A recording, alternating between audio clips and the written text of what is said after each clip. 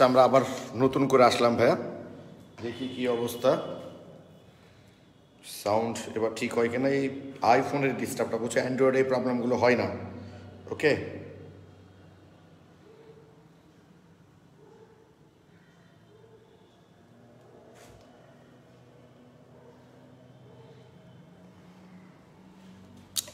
এবার একটু দেখে নিই ভাই, দেখি কি অবস্থা।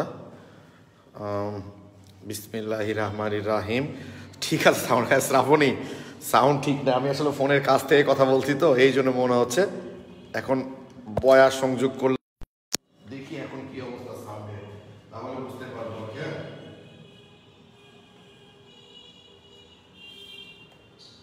তো দেখি এখন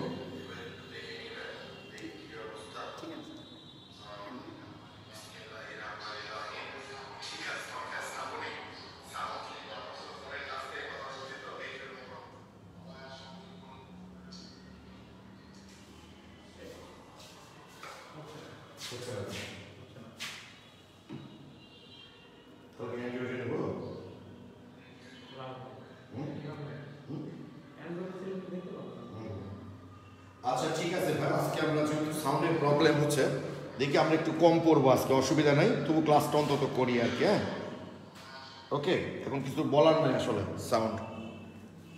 দেখি আমরা খুব বেশি পড়বো না, খুব অল্প পরিমাণ পড়বো আজকে যেহেতু সাউন্ডে প্রবলেম। ওকে, আমি চেষ্টা করব ফোনের কাছ থেকে এসে কথা বলার, বেশিরভাগ কথাই ফোনের কাছ থেকে এসে বলার চেষ্টা করব, তাহলে তোমাদের প্রবলেমগুলো হবে না। ওকে, সাউন্ড বাড়াতে হবে না, সাউন্ড তো বাড়ানোই আছে ভাইয়া এখানে।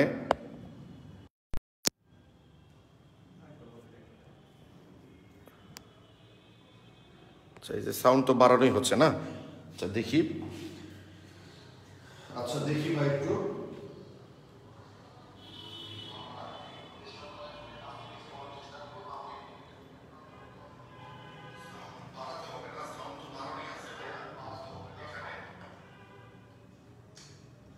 দেখো দেখি এখন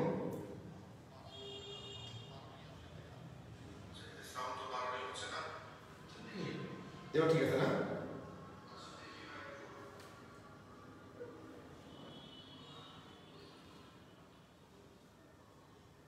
সাউন্ড কম তাই না? একটু দেখো তো, একটু দেখো দেখি ভাই সাউন্ড এখন কি অবস্থা।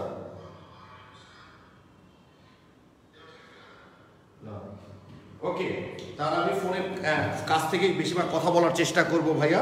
আমরা একটু ক্লাসটা অন্তত করি, অল্প হলেও ক্লাসটা করি। ওকে, অল্প হলেও আজকে আমরা ক্লাসটা করব, ঠিক আছে? ওকে, শুরু করছি। এখন কি বলবো, সাউন্ড প্রবলেম থাকলে আসলে কিছু করার নাই। হ্যাঁ একটু কষ্ট করে শোনার চেষ্টা করো ভাইয়া তোমরা।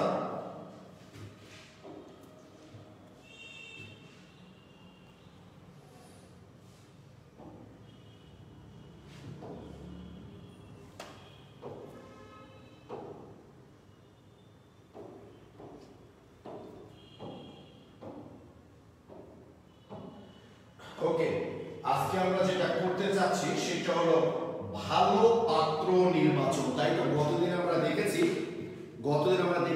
যে কোন একটা কোষের তড়িৎ চালক বলের মান আসলে কি করে বের করতে হয়, এবং সেই তড়িৎ চালক বলের মান বের করে আমরা দেখলাম যে যদি তড়িৎ চালক বলের মান ধনাত্মক হয় তাহলে বিক্রিয়াটা স্বতঃস্ফূর্তভাবে হবে, আর যদি বিক্রিয়া ঋণাত্মক হয় তাহলে বিক্রিয়াটা আসলে স্বতঃস্ফূর্তভাবে হবে না। ওকে, আমি একটা সেকেন্ড পেপার বই নিয়ে আসি মানগুলোর জন্য।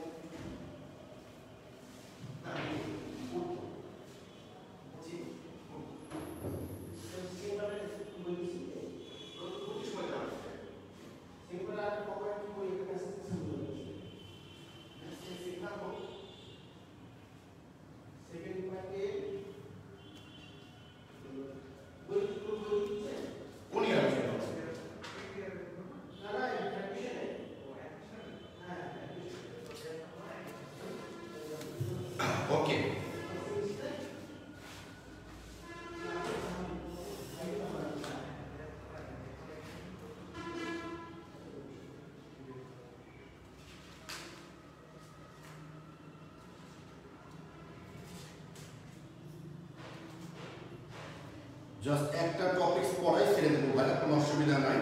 ওকে আচ্ছা আচ্ছা ঠিক আছে। দেখো ভাই এখন আজকে আমরা দেখব ভালো পাত্র নির্বাচন। অর্থাৎ আমাকে যদি বলা হয় যে ধরো জিঙ্ক পাত্রে ফেরাস সালফেট দ্রবণ রাখা যাবে কিনা, রাখা যাবে কিনা। ওকে, আমাকে বলা হলো জিঙ্ক পাত্রে ফেরাস সালফেট দ্রবণ রাখা যাবে কিনা। তো প্রমাণ অবস্থায় জিঙ্কের জারণ বিভব বুঝতেই পারছো, আগে তড়িৎদ্বার তারপর তড়িৎ বিশ্লেষ্য, তার মানে জারণ বিভব দেওয়া আছে 0.76 ভোল্ট আর এদের জারণ বিভব হচ্ছে +0.444। দিয়ে আমাদেরকে প্রশ্নে বলা হলো যে জিঙ্ক পাত্রে ফেরাস সালফেট দ্রবণ রাখা যাবে কিনা। ওকে, তাহলে তোমার থ্যাংক ইউ, তুমি সম্ভবত অসুস্থ তারপরে ক্লাসে এসছো। জিঙ্ক পাত্রে ফেরাস সালফেট দ্রবণ রাখা যাবে কিনা, অর্থাৎ জিঙ্ক ভালো পাত্র কিনা। তো সবসময় মাথায় রাখবা যে জিঙ্ক পাত্রে ফেরাস সালফেট দ্রবণ রাখা যাবে কিনা, অর্থাৎ পাত্রে কোনো দ্রবণ রাখা যাবে কিনা, এই প্রশ্ন যদি বলে আমাদেরকে, তাহলে অল টাইম ভাইয়া আমরা পাত্রকে অ্যানোড ধরব। সবসময় মাথায় রাখবা পাত্রকে তোমরা অ্যানোড ধরবা, পাত্র সবসময় অ্যানোড ধরে করবো, সবসময় অ্যানোড ধরে করবো। দেখো আমি সবচেয়ে সহজ পদ্ধতি বলছি তোমাদের, অ্যানোড ধরে করবো। ওকে, অর্থাৎ আমরা যখন কোনো পাত্রে দ্রবণ রাখা যাবে কিনা এরকম কোনো প্রশ্ন যদি দেয়, তাহলে অল টাইম পাত্রটা কি হবে, অ্যানোড হবে। তাহলে পাত্র যদি অ্যানোড হয় তাহলে দ্রবণটা হবে কি, ক্যাথোড হিসাবে কাজ করবে। তার মানে আমাদের কোষটা কেন হবে, তাহলে পাত্র অ্যানোড হলে কোষটা এরকম হবে না, জিঙ্ক, এখানে পাত্র যেহেতু জিঙ্ক 2+ এক টার্ম দিলে তোমরা জানো সরাসরি সংযোগ, দুই টার্ম দিলে লবণ সেতু Fe2+ Fe। ওকে, কোষটা আমরা তৈরি করে ফেললাম। ওকে, পাত্রকে অ্যানোড, অল টাইম পাত্র অ্যানোড, তাহলে অল টাইম পাত্র অ্যানোড ধরে আমরা কোষটা তৈরি করে ফেললাম। এইবার এই কোষের আমরা তড়িৎচালক বলের মান বের করব। আমরা কি অবস্থায় বের করছি, প্রমাণ অবস্থায়। মাথায় রাখবা আমরা যে তড়িৎচালক বলের মান বের করছি সেইটা কিন্তু 25 ডিগ্রি সেলসিয়াস তাপমাত্রায়। কারণ সবসময় আমরা গতদিন থেকে আজ পর্যন্ত আমরা যে তড়িৎ চালক বলের মান বের করছি প্রমাণ অবস্থায়, আর তাপ রাসায়নিক সমীকরণে প্রমাণ তাপমাত্রা মানে হচ্ছে 25 ডিগ্রি সেলসিয়াস, চাপ থাকে কত 1 atm, আর আমরা যে তড়িৎ বিশ্লেষক ব্যবহার করি তার ঘনমাত্রা কিন্তু 1 মোল। গতদিন আমরা প্রমাণ হাইড্রোজেন গ্যাস তড়িৎ দ্বারা কিন্তু কথাটা বলেছি। এইটা ধরেই কিন্তু আমরা সাধারণত কোষের তড়িৎ চালক বলের মানটা ভাই বের করি। ওকে, হয়তো তোমরা বলবা ভাই তাপমাত্রা চেঞ্জ হয়ে যায়, ঘনমাত্রা চেঞ্জ হয়ে যায়, তাহলে কি করব সেইটা তো আমরা আসবো, সেটা আজকে আমরা দেখি। যেহেতু সাউন্ড ডিস্টার্ব করছে আজকে করবো কিনা জানি না, তবে সেইটাতে আমরা আসবো। এইবার আমরা এই কোষের তড়িৎ চালক বলের মান বের করবো। কি অবস্থায় বের করছি আমরা, প্রমাণ অবস্থায়, তাই না? তাই এই যে এই নোট দিয়েছি কোষের তড়িৎ চালক বল, আমরা কি বলছি যেভাবে আমার কোষটা থাকবে সেভাবেই শুধু বিভবগুলো কি করব, যোগ করব। তাহলে E নট জিঙ্ক 2+, ঠিক আছে, plus E not Fe2+ Fe, just আমরা যোগ করব। এটা খুবই গুরুত্বপূর্ণ, দেখো। ওকে, এইবার আমরা দেখো তো এখানে কত মান দেওয়া ছিল, মান দেওয়া ছিল 0.76। ওকে, 0.76, আর এটার মান হচ্ছে দেখো জারণ আকারে যেহেতু মানটা দেওয়া আছে, বাট আমার লাগবে তো বিজারণ, তাহলে জারণ আকারে যে মানটা হবে বিজারণ আকারে তার বিপরীত মানটা হবে -0.44। তাহলে কত আসছে, 0.32 ভোল্ট। আচ্ছা, এই পর্যন্ত যে আমরা বের করলাম, এই পর্যন্ত বুঝতে পেরেছো কিনা প্লিজ আমাকে একটু কমেন্টে বলো। একটু প্লিজ দাঁড়াও ভাইয়া, এই পর্যন্ত বুঝতে পেরেছো কিনা তোমরা? আমি এটা প্রথম থেকে বলছি, আমাদের প্রশ্নে বলা হয়েছে জিঙ্ক পাত্রে ফেরাস সালফেট দ্রবণ রাখা যাবে কিনা। সাবিক তুমি খেয়াল করে, তুমি স্ক্রল করো, তাহলে আপনার থেকে কথা বলে সুবিধা হবে, ঠিক আছে? স্টুডেন্টরা ভালো শুনতে পাবে। আচ্ছা দেখো, আমাদের প্রশ্নে বলা হয়েছিল জিঙ্ক পাত্রে ফেরাস সালফেট দ্রবণ রাখা যাবে কিনা। তাহলে দেখো আমাদের বিভবের দুটো মান দেওয়া আছে, ঠিক আছে? আমরা বলেছি পাত্রকে আমরা অল টাইম অ্যানোড ধরবো, তাহলে পাত্র সবসময় অ্যানোড ধরে আমরা এই কোষটা তৈরি করলাম।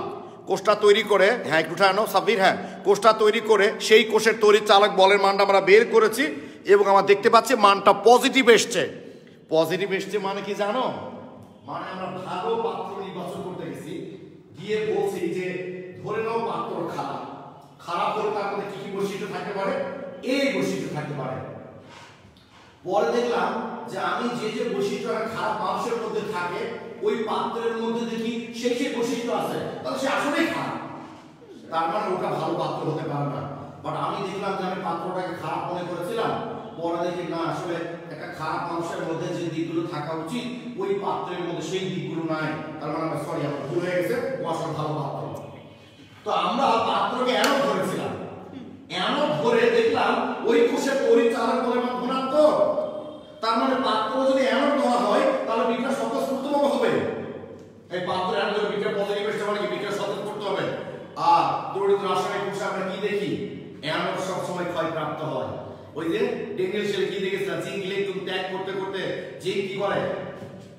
আমরা জিঙ্ক কি দেখেছিলাম এখানে, এই যে জিঙ্ক তড়িৎদ্বার সেই ইলেকট্রন ত্যাগ করে এখান থেকে জিঙ্ক আয়নিক দ্রবণে চলে আসবে, আর আস্তে আস্তে জিঙ্ক আয়নটা কি ক্ষয়প্রাপ্ত হবে, অর্থাৎ তড়িৎ রাসায়নিক কোষে অ্যানোড কিন্তু ক্ষয়প্রাপ্ত হয়। তাহলে আমি এখানে পাত্রকে অ্যানোড ধরেছিলাম, অ্যানোড ধরে দেখলাম আসলেই এই খারাপ, মানে অ্যানোড। আর তার মানে এই পাত্র অ্যানোড হিসেবে কাজ করছে, তার মানে পাত্র অ্যানোড হিসেবে কাজ করছে, তার মানে এই পাত্রের দ্রবণ রাখা যাবে না, কারণ পাত্র শুদ্ধ হয়ে যাবে। তো অর্থাৎ আমি যদি এখন জিঙ্ক পাত্রে ফেরাস সালফেট দ্রবণ রাখি তাহলে এদের মধ্যে একটা স্বতঃস্ফূর্ত বিক্রিয়া হবে, এদের মধ্যে স্বতঃস্ফূর্ত বিক্রিয়া হবে। কি করে বুঝলাম? এই যে কোষের মানটা ধনাত্মক এসছে, আর স্বতঃস্ফূর্ত বিক্রিয়া হবে, তার মানে কি অ্যানোড তো ক্ষয়প্রাপ্ত হবে। অতএব জিঙ্ক পাত্রে ফেরাস সালফেট দ্রবণ রাখা যাবে না। উল্টা হলে হতো ফেরাস আয়ন পাত্রে জিঙ্ক সালফেট দ্রবণ রাখা যাবে। কি ঠিক আছে? কারণ আয়রন পাত্রে জিঙ্ক সালফেট দ্রবণ রাখি তাহলে কোষ তৈরি করে তুমি দেখবা কোষের তড়িৎ চালক বলে মান ঋণাত্মক আসবে, মানে বিক্রিয়া ঘটবে না। তার মানে জিঙ্ক সালফেটের সাথে আয়রন অ্যানোড হিসাবে কাজ করবে না। তোমরা বলো একটু। ও আচ্ছা আচ্ছা, একটু ধীরে বলতে বলছো না, সাউন্ডে প্রবলেম এই কারণে। ওকে ভাইয়া, আমি আবারও প্রথম থেকে বলছি। হ্যাঁ ইয়ে করো, হবে না তো, ইয়ে নাও, এই যে হাতের ছবি। হ্যাঁ হ্যাঁ দেখো, আমি আবারও বলছি, বারবার বলবো, এটাই সবচেয়ে গুরুত্বপূর্ণ তোমাদের ফাইনাল পরীক্ষাতে। ম্যাক্সিমাম প্রশ্নগুলো এই টপিক থেকে এসছে। আজকে একটাই টপিক পড়বো আমরা। আমাদের প্রশ্ন হচ্ছে জিঙ্ক পাত্রে ফেরাস সালফেট দ্রবণ রাখা যাবে কিনা। ওকে, যে কোনো পাত্রে দ্রবণ রাখা যাবে কিনা এই ধরনের প্রশ্ন যদি তোমাদের পরীক্ষায় দেয়, অল টাইম তোমরা পাত্র, এখন উঠায় না, অল টাইম তোমরা পাত্রটাকে অ্যানোড ধরবা। পাত্রকে অ্যানোড ধরে এইটুকু প্রশ্নই ছিল, আমরা কোষ তৈরি করেছি, সেই কোষের যেভাবে আমরা তড়িৎ চালক বলের মান বের করা শিখেছি গতদিন, বের করে দেখেছি মানটা পজিটিভ এসছে। তার মানে মানটা পজিটিভ এসছে, তার মানে তো আসলেই পাত্র অ্যানোড। আর পাত্র যদি অ্যানোড হয়, অ্যানোড তো আসলে ক্ষয়প্রাপ্ত হয়, আর অ্যানোড ক্ষয়প্রাপ্ত হলে তো বিক্রিয়াটা ওই পাত্রে দ্রবণ রাখা যাবে না। আমি আরো উদাহরণ দিচ্ছি, তাহলে বিষয়টা তোমরা আরো ক্লিয়ার হবা। আর একটা উদাহরণ দিচ্ছি ভাইয়া, টেনশন নাই। তার আগে একটা কথা বলি, আমাদের গ্রামীণ ভাষায় একটা কথা প্রচলিত আছে, শিয়ালের কাছে মুরগি আধি। শিয়ালের কাছে মুরগি আধি। তো শিয়ালের কাছে মন কি লিখতো, পাত্র ক্যাথর ধরলে কি হবে, ওই উল্টে একই ঘটনা করবে, একটা ধরে নিয়ে করলেই হলো আর কি।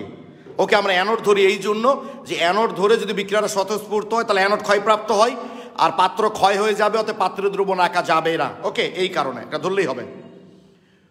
তো দেখো, আমরা কথাই বলি শিয়ালের কাছে মুরগি আধি দেওয়া যাবে না, অর্থাৎ ব্যাপারটা এরকম। দেখো লিথিয়াম, তাই না, কে না ম্যাকগ্রেভার এলো যেন ফিরে, সোনা পাবে হাই কুলাঙ্গার, হাবলুয়াস পেটাবে আমার। এখন কথা তো সবসময় মাথায় রাখবা, পাত্র যদি উপরের ধাতুর হয় আর দ্রবণ যদি নিচের হয় তাহলে রাখা যাবে না। তাহলে পাত্র দ্রবণকে খেয়ে ফেলবে, সহজ কথা।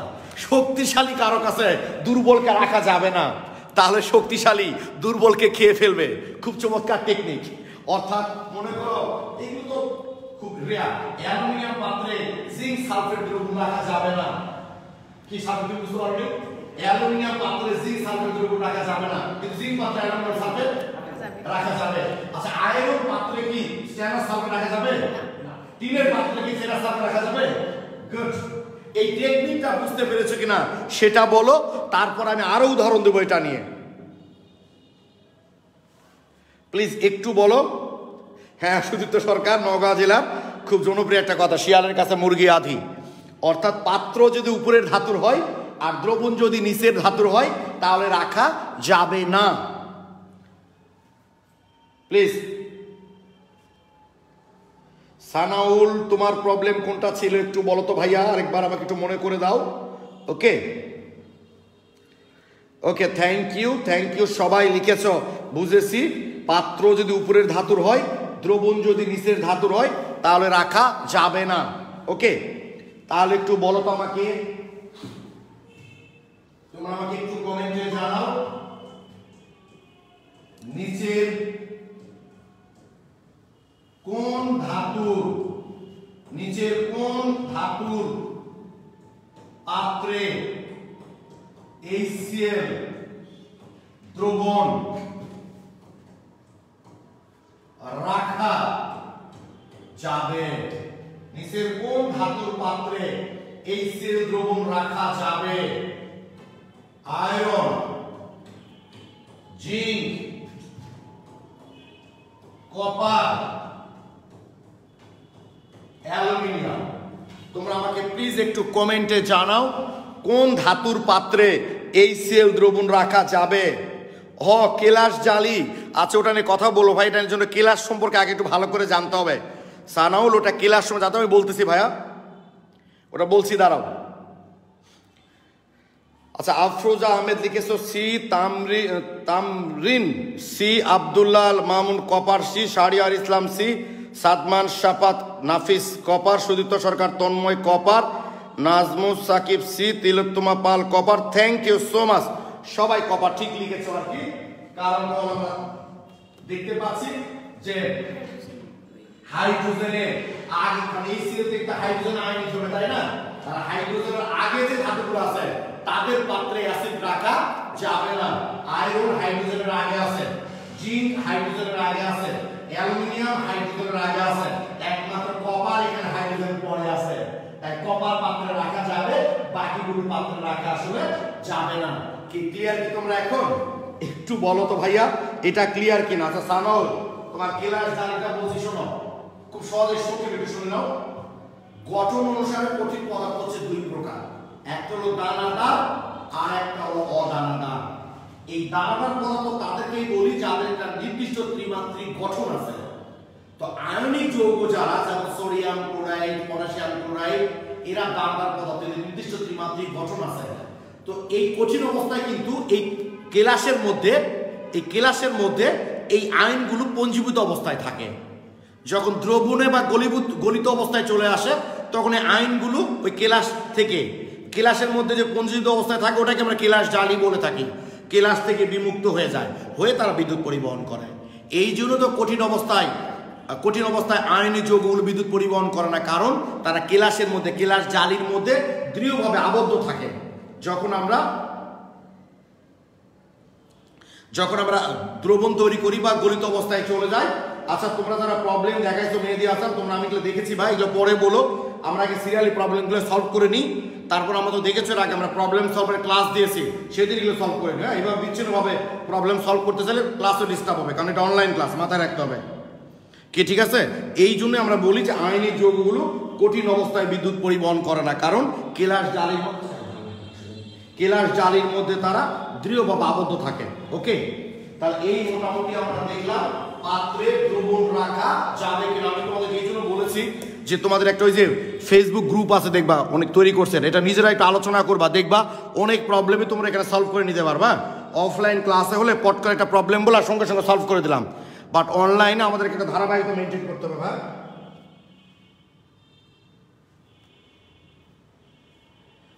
ঠিক আছে, থ্যাংক ইউ। ওকে, তাহলে আমরা একটু প্রবলেম সলভ করবো সিকিউ, তাহলে এই বিষয়টা আরো আমরা ক্লিয়ার হয়ে যাবে।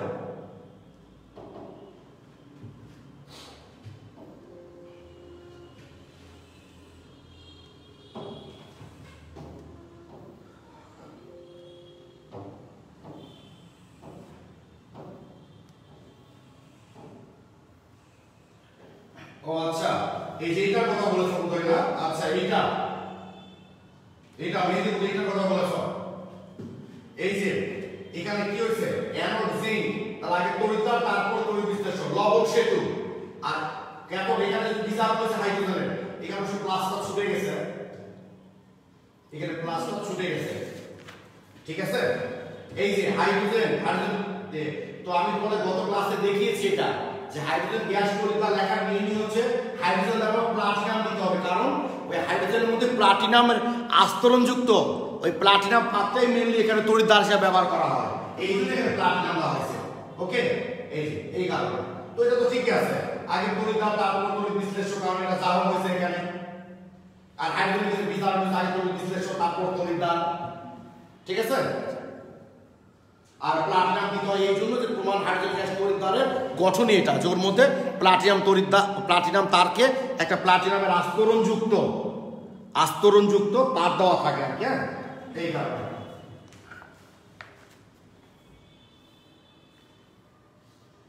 যেগুলো তো আমরা গত ক্লাসে করেছি সংজ্ঞাগুলো আমরা দেখব।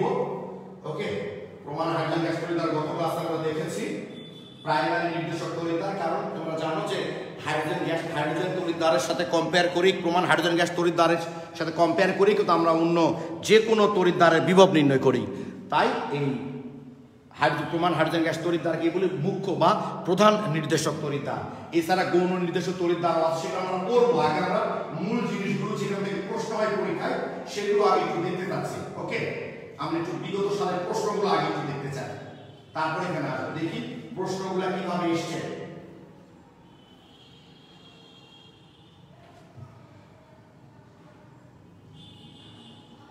আচ্ছা, এই যে দেখো ভাই, এটা আমরা এখনো সলভ করিনি, এটা আমরা সলভ করব। সেইটা হলো এই যে দেখো যে জিঙ্ক ঘনমাত্রা এত, কপারের ঘনমাত্রা এত হলে 25 ডিগ্রি সেলসিয়াস তাপমাত্রায় কোষটির ইএমএফ হিসাব করো, দেখছো, এবং সেটি স্বতঃস্ফূর্ত ঘটবে কিনা বিশ্লেষণ করো। তো আমরা এই পর্যন্ত কোষের যে তড়িৎ চালক বলের মান বের করছি ভাইয়া, সেগুলো হলো প্রমাণ অবস্থায়, অর্থাৎ 25 ডিগ্রি সেলসিয়াস তাপমাত্রায় 1 atm চাপে এবং 1 মোল ঘনমাত্রার ক্ষেত্রে, বা ঘনমাত্রা যদি চেঞ্জ হয়ে যায় তাহলে তার তড়িৎ চালক বলের মান কিভাবে বের করব, এর জন্য একটা সমীকরণ আছে যাকে আমরা নামস সমীকরণ বলে থাকি। এইটা আজকে অবশ্য আমরা করবো না, যেহেতু আজকে সাউন্ড ডিস্টার্ব করছে, এটা খুবই গুরুত্বপূর্ণ, বুঝছো, এই জন্য আজকে আমরা এটা করবো না, এটা পরে ক্লাসে করবো। জাস্ট আমরা একটা প্রশ্ন দেখতে যাচ্ছি। দেখো, পরীক্ষাগারে একজন ছাত্র 2.5 মোল ফেরাস নামক দ্রবণ প্রস্তুত করে একটা বস্তার পাত্রে রাখলো, কিন্তু শিক্ষক ঘটনাটি জানতে পেরে ছাত্রটিকে ফেরাস নামক দ্রবণ বস্তার পাত্রের পরিবর্তে তামার পাত্রে রাখতে বললেন। গ নাম্বার বলেছে উদ্দীপকে বর্ণিত দ্রবণ প্রস্তুত করতে ছাত্রকে কত গ্রাম ফেরাস সালফেট সরবরাহ করতে হবে। এটা তো তোমরা ওই যে পরিমাণগত রসায়নের প্রশ্ন, C = W × 1000/mv। ওকে, শিক্ষক দ্রবণটিকে তামার পাত্রে রাখতে বলার কারণ হলো ওই যে তামার পাত্রে রাখলে বিক্রিয়া ঘটবে না, ফলে পাত্র ক্ষয় হবে না, এই কারণে। ওকে, এই যে দেখো খেয়াল পয়েন্ট এ আসলে আমি ওখান থেকে বলে সুবিধা হবে, আমি যেটা যেটা বলবো তুমি সেটা ইন্ডিকেট করে দিবা, ঠিক আছে, তাহলেই হবে। উজ্জ্বল ভাই কি বলবো ভাই, বলো, সাউন্ড বলেন ভাই, আবার সাউন্ড বিটলামি করতেছে। হ্যাঁ, দেখো ওই যে বড় একটা স্টিক থাকলে হতো অবশ্য। দেখো উদ্দীপকে 0.5 মোল 5 ডেসিমিটার কিউব, 0.5 ডেসিমিটার কিউব। হ্যাঁ, দেখো এত মোল নিকেল দ্রবণ দেওয়া হয়েছে, এই যে নিকেলের বিভবের মান দেওয়া আছে 0.25, ঠিক আছে। আমাদের গ নাম্বার প্রশ্নে বলেছে উদ্দীপকে উল্লেখিত দ্রবণের মধ্যে 2.5 অ্যাম্পিয়ার তড়িৎ 2 ঘন্টা সময় প্রবাহিত করে তড়িৎ বিশ্লেষণের পর দ্রবণের ঘনমাত্রা কত হবে বের করো। এইটা কিন্তু আমাদের প্রথম ইয়ে থেকে এসছে, ওই যে ফ্যারাডের প্রথম সূত্রে যে অঙ্কগুলো করেছিলাম সেখান থেকে দিয়েছে। উদ্দীপকে উল্লেখিত দ্রবণটিকে যদি তামার পাত্রে রাখা হয় তাহলে সঠিকভাবে রাখা যাবে কিনা বিশ্লেষণ করো। তার মানে কি বুঝতে পারছো তোমরা, ওই যে পাত্রে দ্রবণ রাখা যাবে কিনা ওই প্রশ্নই কিন্তু এটা, পাত্রে দ্রবণ রাখা যাবে কিনা ওই প্রশ্ন। ওকে, আচ্ছা এটা রিচার্জেবল ব্যাটারি, এটা এখন আমাদের হয়নি 4 নাম্বারটা। ওকে, একটু উঠাও দিকে, ধীরে ধীরে দাও। কুমিল্লা বোর্ডে কি বলেছে 5 নাম্বার কোশ্চেন, কুমিল্লা বোর্ড 15, উদ্দীপকে অ্যালুমিনিয়াম পাত্রে সংগঠিত অর্ধকোষ বিক্রিয়া ও কোষ বিক্রিয়া নিশ্চয় তোমরা পারবা, ওই যে অর্ধকোষ বিক্রিয়া আর কোষ বিক্রিয়া। আর গ নাম্বার বলেছে উদ্দীপকে উল্লেখিত পাত্রটি কিছুদিন পর ছিদ্র হয়ে যাবে কেন।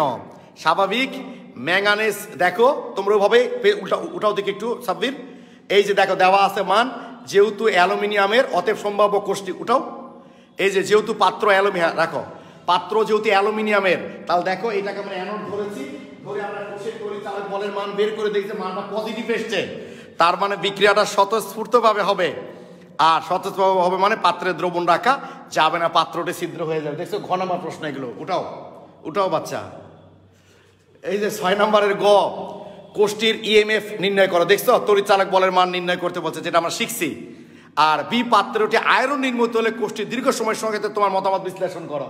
ওই যে পাত্রে দ্রবণ রাখা যাবে কিনা ওই টাইপের, হ্যাঁ উঠাও, প্রচুর এই দুটো টপিক থেকে তো মেনলি প্রশ্ন, এই কারণে আমি দেখাচ্ছি। উঠাও, আরো উঠাও, 7 নম্বর প্রশ্নে চলে এসো।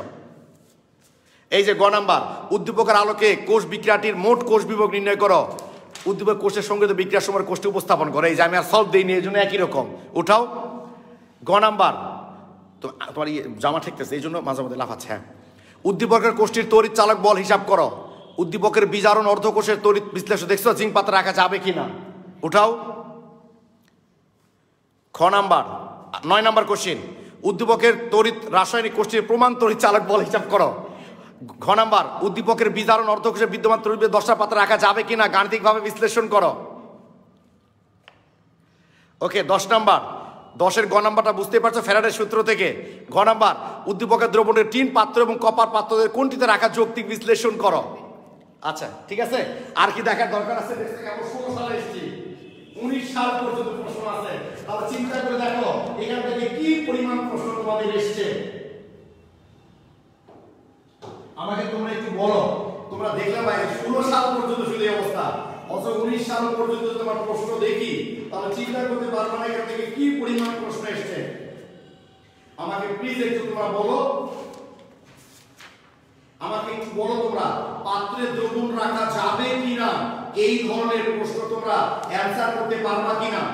তাহমিদুল ইসলাম অমি, ক্লিয়ার ভাইয়া, থ্যাংক ইউ। তাহলে আমরা ফাইনালি একটা বের করে দেখি এখন পাত্রে দ্রবণ রাখা যাবে কিনা। তাহলে আমরা কোষের তড়িৎচালক কোষের মানগুলো লাগবে আর কি, আমি এই জন্য বইটা নিয়ে আসলাম। এই বিভবের মানগুলো তোমাদের মুখস্থ করতে হবে না, দেওয়াই থাকে প্রশ্নে। ওকে, এখন দেখো ভাইয়া, আমাদেরকে বলা হয়েছে টিনের পাত্রে ফেরাস সালফেট দ্রবণ রাখা যাবে কিনা, তিন পাত্রে ফেরাস সালফেট দ্রবণ রাখা যাবে কিনা প্রমাণ। ধরো এখানে আমি বিজারণ বিভব দিয়ে, আমি তোমাদের শুধু জারণ বিভব দিয়ে মান লিখলাম, তাই না? এবার বিজারণ বিভব লিখি, তাহলে এটার বিজারণ বিভব মান হচ্ছে -0.14 ভোল্ট, আর আয়নের বিজারণ বিভবের মান হচ্ছে আমি তো আগে লিখলাম এই বলে এটা স্যার হচ্ছে -0.44 ভোল্ট। ওকে, আমার বই লাগবে না, সাথে বুঝছো যে স্ট্যানাস পাত্রে ফেরাস সালফেট দ্রবণ রাখা যাবে কি না। আচ্ছা থ্যাংক ইউ, অনেকে অলরেডি লিখে ফেলেছো যাবে, তা তো যাবেই, কারণ টিন তো নিচে আছে। কি টিনটা তো আসলে আয়রনের নিচে আছে, পাত্র নিচে রাখা যাবেই। তোমরা যেটা মুখে মুখে এমসিকিউর জন্য বলে দিলা, কিন্তু সিকিউ তো ঘ নাম্বার প্রশ্ন, তোমাদের তো অ্যানসার লিখতে হবে। তাহলে এক্ষেত্রে কি করবো দেখি, উজ্জ্বল ভাই আসেন, আপনি কি বলতেছেন ভাই? তো আগে সম্ভাব্য কোষ অল টাইম পাত্র অ্যানোড, তাহলে পাত্র যদি অ্যানোড হয় তাহলে আমাদের সম্ভাব্য কোষটা হবে এইটা। অল টাইম পাত্র অ্যানোড বলেছি আমি, আর পাত্র অ্যানোড মানে সম্ভাব্য কোষ। আচ্ছা আল্লাহ থ্যাংক ইউ। আর সম্ভাব্য কোষটা তাহলে এটা, পাত্র যদি অ্যানোড হয় তাহলে সম্ভাব্য কোষটা কি এইটা। তাহলে আমরা এখন এই কোষের তড়িৎ চালক বলের মান বের করব। ই নট জাস্ট বলেছি দুটো যোগ করে দেব, ঠিক কি না? Sn2 প্লাস ই নট সময় এগুলো কিন্তু যারা যোগ করব, মাথায় রাখা ভাই, এগুলো রুমে কিন্তু কন্টিনিউ প্র্যাকটিস করতে হবে, বুঝছো? যদি রুমে প্র্যাকটিস না করো তাহলে কিন্তু ভুলে যাবা, ভুল হয়ে যাবে। জিনিসগুলো খুব ইন্টারেস্টিং। ওকে, এটার মান কত দেওয়া আছে? আচ্ছা, মানটা জানো না, তাহলে বিধান উল্টে যাবে।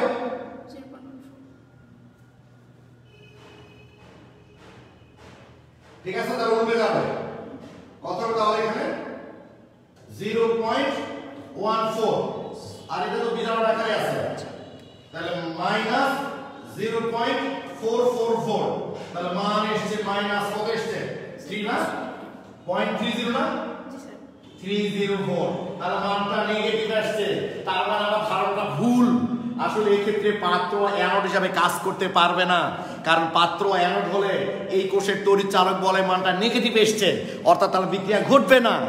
অতএব যেহেতু বিক্রিয়া ঘটবে না, অতএব আমরা পাত্রকে, এটা একটা ভালো পাত্র আর কি, অর্থাৎ 3 পাত্রে ফেরাস সালফেট দ্রবণ রাখা যাবে। একটু প্লিজ বলো তোমরা ক্লিয়ার কিনা? Thank you so much. তাহলে আমরা একটু দেখি এই প্রশ্নগুলো তোমরা একটু সলভ করবা, আর পাত্রে দ্রবণ রাখা যাবে কিনা। আচ্ছা, আমাদের মেহেদি এই প্রশ্ন আমাকে জিজ্ঞেস করছিল, মেহেদি এখন ক্লিয়ার কিনা? এই যে এই প্রশ্ন উপস্থাপনা কি আমি তোমাদের তো বলেছি, কেন প্রথম অধ্যায় তোমরা দেখলে না আমি সলভ ক্লাস দিলাম, পুরো অধ্যায়টা শেষ করার পর আমি তোমাদের সলভ ক্লাস দিব। পুরো অধ্যায় শেষ করে আমি তোমাদের সলভ ক্লাস দিব। সেই দিন তোমাদের যার যার প্রবলেম থাকবে আমরা সলভ করব। শুধু তোমরা আমাকে একটু কমেন্টে জানাও, একটু তোমরা আমাকে কমেন্টে শুধু জানাও ভাইয়া, সেটা হলো যে আমরা তো দুটা খুব গুরুত্বপূর্ণ জিনিস পড়েছি। কোষের তড়িৎ চালক বলের মান বের করা শিখেছি, পাত্রে দ্রবণ রাখা যাবে কিনা, এই দুটা টপিক থেকে 80% প্রশ্ন এসছে।